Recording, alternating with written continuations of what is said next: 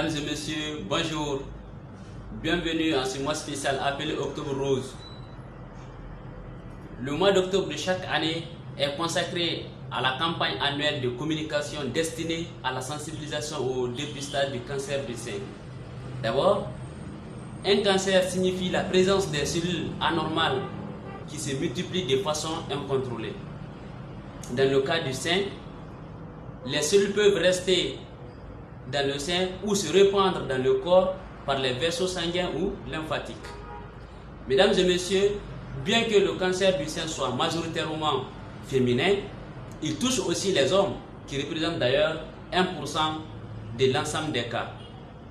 Quels sont les signes qui doivent amener à consulter?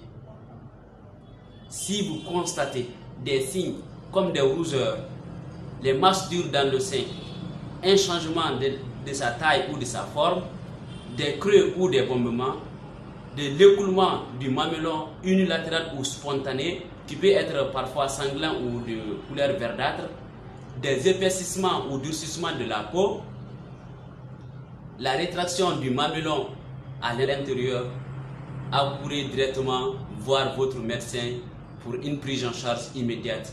Car plutôt que c'est diagnostiqué, plus grande est la chance de guérir.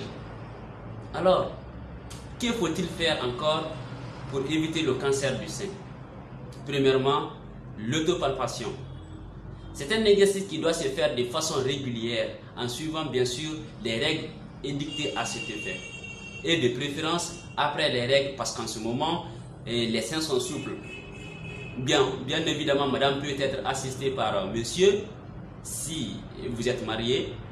Si c'est le cas contraire, contentez-vous de l'autopalpation.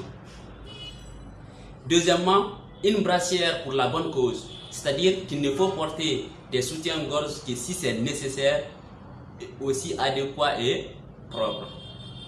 Troisièmement, avoir allaité ses enfants. Et oui, si vous êtes nourrice, prenez la peine d'allaiter votre bébé, car la lactation sans allaitement peut provoquer des douleurs et des inflammations.